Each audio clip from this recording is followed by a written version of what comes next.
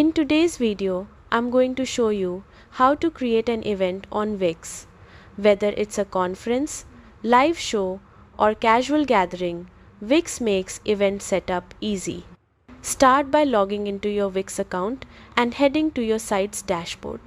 On the left-hand menu, click Events to open your events dashboard, the hub for planning and managing everything. Next, click plus add event at the top right. This will start the setup process, letting you customize every detail. Add your event name, date, time, and venue, and decide if it's a free event or requires tickets. You can even set ticket prices, attendee limits, and more. Make your event page engaging by adding images, videos, or media. Think about how attendees will interact.